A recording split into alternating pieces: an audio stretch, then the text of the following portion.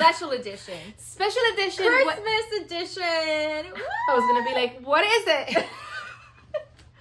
Christmas! Christmas. We're so excited. We love Christmas, both of us. Oh my God, obsessed with Christmas. Yes. Fun fact, my mom was born on Christmas Day. She is the female Jesus. The female Jesus. I actually know a lot of people that I know, were me born too. We have two family members besides my mom that were born on Christmas Day. Yeah. I have two family members too. I have one on like Christmas Eve, which is like Christmas for Latinos. Yeah, yeah. Like our actual Christmas is on the 24th. Yeah. And the 25th is a holy day. Yes. To do nothing. Nothing. So, if you have a Latino friend, don't call them on the 25th. They're peacefully in the couch in pajamas. Eating leftovers. Exactly. Or just sleeping. That's where we want to be. Yeah. We don't want to get up and get ready and go to somebody's house. No, we on the 25th, we don't want that. We do not want that. We're not trained for that. We were not wired. No. We're not wired. It's just not Christmas. No. Christmas is the 24th. Yes. Thank you. Anyway. End of the... Bye. Thank you for joining us. that was our podcast. Well, welcome back. If you are our friend that watches us all the time, Merry Christmas. Merry Christmas. If you're and not... if you're not... I'm joking. Yeah. Not Merry Christmas to you, because how come you haven't found us before? No. Thank you for joining us now. Now? I hope that you guys stick around. Why don't we tell them what we do here? Well, you have arrived to Soul's Meet Podcast. What do we do here? We take stories from Reddit. From Reddit.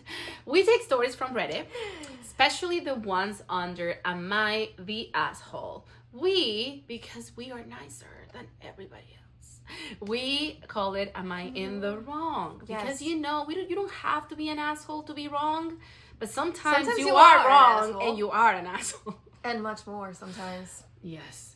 But what we try to do here is just go through these wild stories, and between us, we're going to find out if the person is right or wrong, but we play rock, paper, scissors. In Spanish. Piedra, papel o tijera. To see who's going to go first. Mm-hmm. The winner gives her take, and the loser has to go second and aim to give a different perspective. And very important, aim. Because sometimes when you're wrong, you're wrong.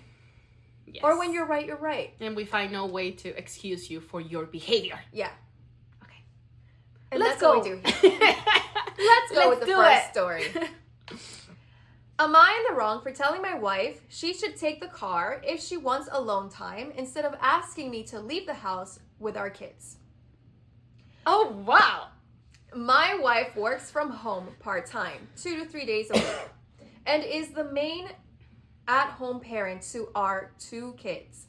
We live in a tiny apartment with very thin walls, so I understand that it's overwhelming, and she's always been a very introverted person who needs more alone time than most people. 1 to 2 times a week, I take the kids out for an hour or 2 so she can have the house to herself. She really appreciates it. The issue is that now she wants this every day, for longer, and wants me to drop whatever I'm doing to take the kids out whenever she needs space. I've obliged several times when she's been explicitly asking for it, even when it was an inconvenient time for me. But I've started feeling taken advantage of.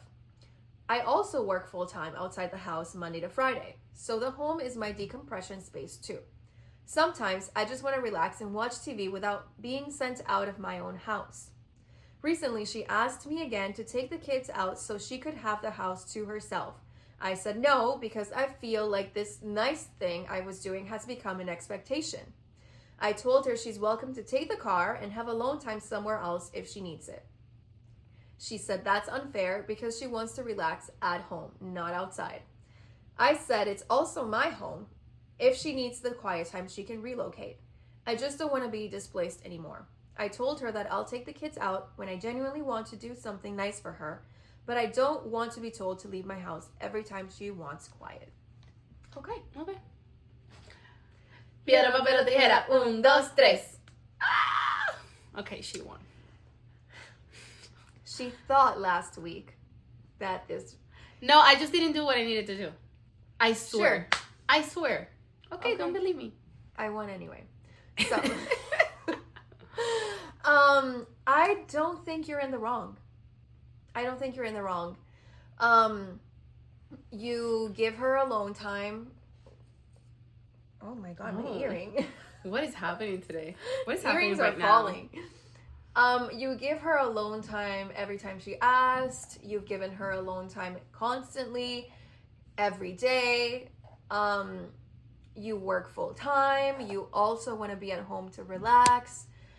I don't think you're in the wrong for saying if you need more time than I'm already giving you, you can take the car and go somewhere else. I understand she wants to be at home. I understand she wants to be at peace. I understand she's introverted, but I do agree that it does kind of feel like maybe not taken advantage of. I think that's a little bit harsh. Extreme, yeah. Yeah. But I do feel like, okay, she's gotten used to this and now she wants more and constantly. I understand she works part-time and she is the main caretaker at home, and I actually applaud you for listening to her needs and what she wants and actually saying, you know what, yes, I will do that. But I personally feel like you are doing enough from what it sounds like. So I don't necessarily think that you should be having to leave the house every single time she needs alone time and for an entire day either. I can't find another state. Same. I'm like, girl, like, I mean, just being, yeah, your husband taking the kids and leaving the house, it's a nice thing, and I think it's a great thing, and yeah. And if it's bothering one of you at this point, I say the same thing every week. Just talk and just make agreements. And sometimes agreements do sound like, how many times a month do we do this? How many times a week do we do this? Yes. Like an expectation, a routine. Yes. Believe it or not, I know for some people that's like, that's boring, that shouldn't be. No. Knowing what to expect actually allows you to create yes a healthy environment. And yes, there will be moments in which he can come and do it naturally because he wanted to, because one day he saw something nice at the mall and said, I'm gonna come back with the kids. So yeah, he just does it all of a sudden. But if it's something that is becoming something that she really expects you to do, then she needs to be an adult and tell you that she expects you to do it. And then you can come and say, well, I don't want to be, because I understand the aspect of like being told what to do. Yeah. If he is open to do this for her, then it's better if you sit down and be like, okay, can we just talk about like maybe a routine? Then I'll do it. But I am also a human being, and I also need my alone time, and I also need to be at home sometimes. So in order for me to provide this for you, I need to have my alone time as well. And I need to also have other needs met. Exactly. So I think that's the key to this. Like, I think so too. It's a very simple thing to do, but she can't just expect you to go do that specifically every time she wants to. Yeah. And like on demand. Yeah. This is something to be talked about. Yeah, it's a little bit too much. Just tell him in advance. Just be like, hey, can we next Saturday, can you take the kids for me? And I'm pretty sure, like, as a husband, loving husband, you'll be like, okay, let me see. Or maybe not that day. Can we maybe talk about a different day? Guys, it's looking for where it fits for both of you. It's not a, I want this, I need this, you have to give it to me. Mm-hmm. You're two people trying to meet each other so you can make all of this work. Yeah. Well said. Thank you. I know. I don't know what I'm... Joking. It's Christmas, Janine. Yes, I'm sorry. I'll be nice. Oh, the Grinch. That's why. Oh, and show them that. Oh, baby. Hi. Our baby Grinch. Your baby. He will stay Your here second with us. personality. You can have Snowman. I will. I'll have Grinch. Don't cry, snowman. He's not crying. He's happy. But that's like one of my favorite Christmas songs. Do you know it? No. It's CS. No. It's so good, but it's very sad. Then I don't want to hear it. I want you to know that I'm never leaving. Oh no, I think it's a cover song. Maybe. I don't know. I don't know. Second story of the day. Yay. With our Grinch. With Grinch. You wanna tell You wanna everybody read it? that is the second story of the day? It's the second story. Thank you, Grinch. Thank you, Grinch. Am I in the wrong for refusing to help my dad and his pregnant wife by babysitting her 4-year-old during her high-risk pregnancy? I, male 18, lived with my mom and dad until I was 4. My mom died from cancer, and then me and my dad moved in with my grandparents, his parents. My grandparents helped my dad take care of me. He'd work and grandma would stay at home with me. And if he had to work weekends, grandpa and grandma would make sure I still had fun on the weekends. Great Nice. grandparents. Nice. Then, when I was 6, my dad met someone, and he wanted us to move out. He told me I was going to have a new mom, and it'd be great if we'd be a family. I cried hard, and I said I didn't want a new mom, and I didn't want to move. My dad told me having a mom again would be good, and he said all these nice things, but I hated the idea. Yeah. So dad moved in with that woman, and he left me with my grandparents. He came to see me once a week and tried to change my mind every time he saw me. Every time I cried that I didn't want a new mom, my grandparents had to comfort me. After a year, his relationship ended, and he decided I was better off left with my grandparents if I didn't want a new mom, because he wanted a new relationship. Oh my God. He continued coming to see me once a week. Oh my God. Sometimes he would ask what was going on in my life, but other times he would just test the waters to see if I wanted to meet the women he was dating or had come around to the idea of a new mom. A couple of times after a breakup, he would get grumpy around me, and I found out later that a few of those relationships ended because of me, and the fact that they didn't get to meet me or have a relationship with me, and Dad blamed me for that. Oh, wow. A couple of years ago, I told him he could stop coming if he couldn't pretend to care about me anymore, and just wanted me to go along with the new mom stuff. I said this to him because he stopped engaging with me, and he'd be there more to show his face than to spend actual time with me. My grandparents had pulled him up on it like 5 times before I said anything, and I figured enough was enough. He told me he met someone and he wanted to marry her, and it was time for me to understand that it's better for his relationships if I'm willing to accept a new mom. Before I could respond, he said he believed I already knew. I didn't, because otherwise I wouldn't tell him to stop visiting me. He didn't believe me when I said I didn't know, and he left my grandparents that day in the worst mood. Though he did start coming to see me way less, and I maybe saw him once every month or 2. He brought his wife and her son once. He is 2 years old, the kid. Mm-hmm. And my grandparents told me he wasn't allowed to do that again, which caused some trouble with them. But my grandparents had my back and told him it was my home too, and he didn't get a say. He told my grandparents 2.5 months ago that his wife is pregnant and having trouble with her pregnancy, and he started asking if I would babysit her son, who's now 4, for them. My grandparents said no. I said no. We said no together, and Dad still keeps asking.